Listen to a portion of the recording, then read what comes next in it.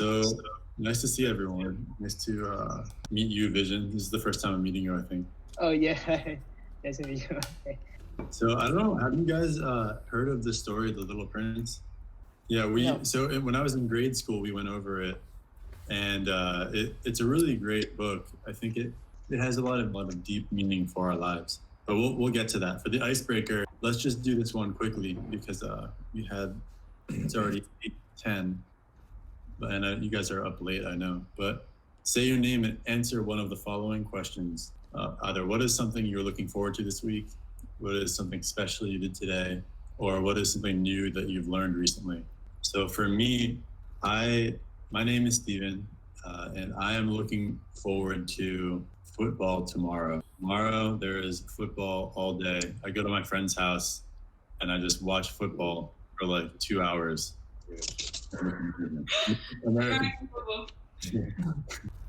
My name is Phil, and I'm looking forward to Justina and I going out this week. That's what I was going to say. That's what you want to say? Yeah, because he's been in quarantine, so it'll be cool to go outside. Nice. Yeah, hi, this is Justina. That's exactly what I want to say. So next Tuesday, I will be able to go out. So that will be... Free as a bird. But you mean just go outside? Yeah, just go outside. Go outside anywhere. Okay, hi everyone. This is David Ho, and something new. 私はコウさんです。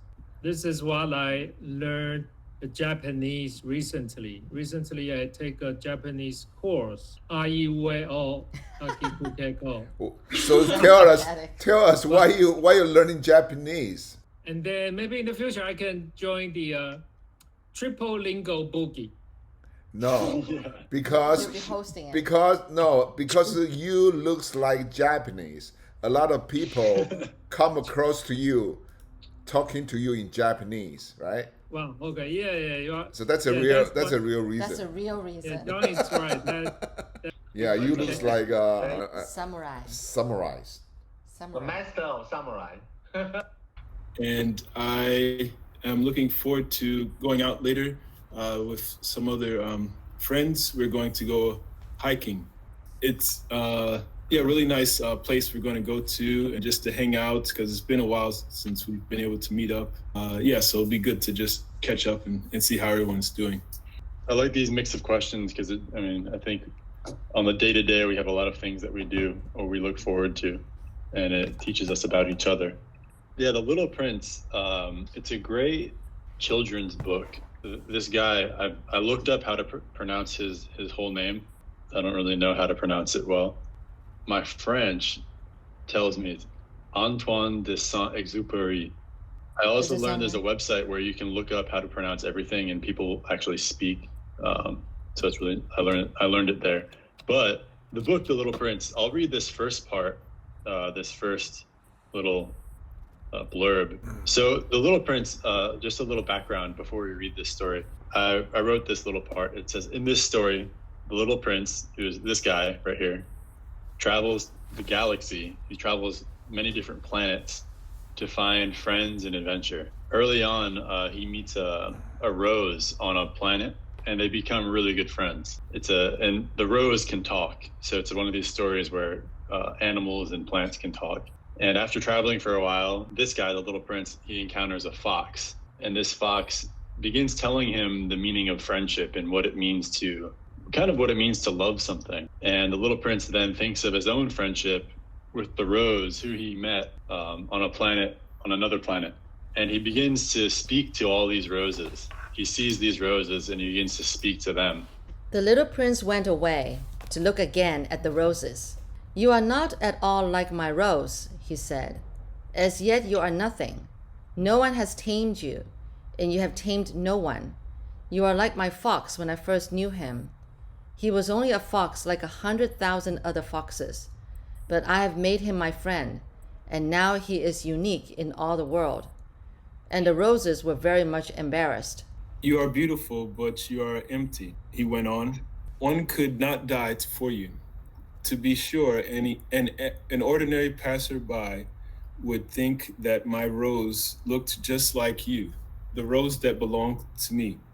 But in herself alone she is more important than all the hundreds of other roses, because it is she that I have watered, because it is she that I have put under the glass globe, because it is she that I have sheltered behind the screen, because it is for her that I have killed the caterpillars, except the 2 or 3 that we saved to become butterflies, because it is she that I have listened to when she grumbled or boasted, or ever sometimes when she said nothing, because she is my rose. On this planet, the rose is alone, and there are many things that are trying to kill the rose, and one of them is the environment. And so the little prince takes a glass globe and puts it on top of the rose and protects it. And like he says, he kills the caterpillars and he protects this rose. And so I think it's a really great example of what it means to love something. So I'll move on to the next question then. Why does the little prince care for his rose so much? Why do you guys think he cares about his rose so much?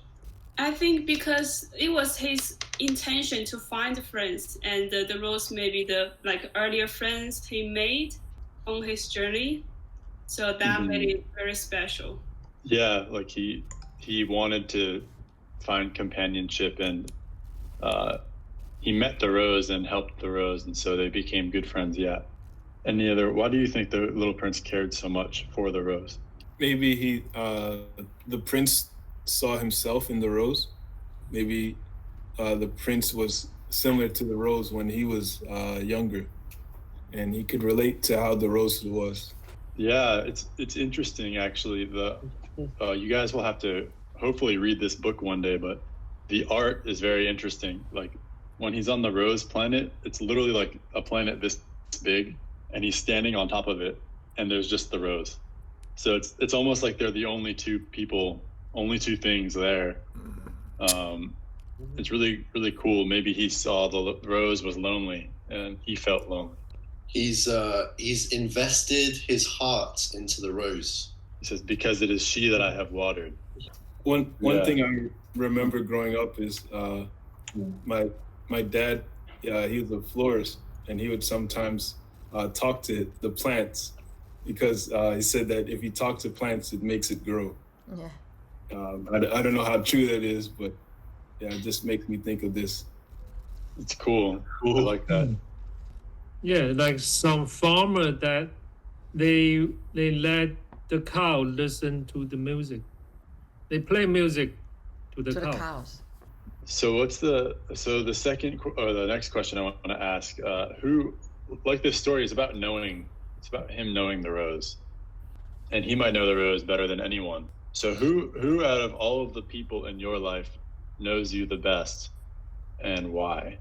I would say for me, it is either my parents or my best friends, because my parents they raised me, and my best friends, I tell them everything, and they put a lot of work into being my friend. So who knows you the best and why? My best friend Shirley knows me inside out, and likewise I know her inside out for 30 years. So still explore to know her most. So you still don't know me 100%? 99%. 1% to develop. And I love that, because it's like you guys tried to know each other.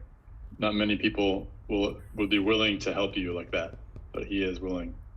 That brings me to the next part. What does it mean to be unique in all the world to someone? So in this story, he says, you are like my fox when I first met him, in the first paragraph. He was only a fox like 100,000 other foxes, but I have made him my friend, and now he is unique in all the world. So what does it mean to be unique in all the world to someone? I think it means to know them better than other people.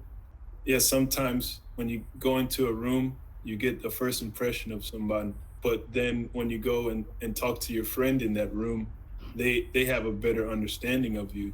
That's a little bit more deeper than everyone else who just saw you. So yeah, they can know your weaknesses or know, different parts of you that other people don't know.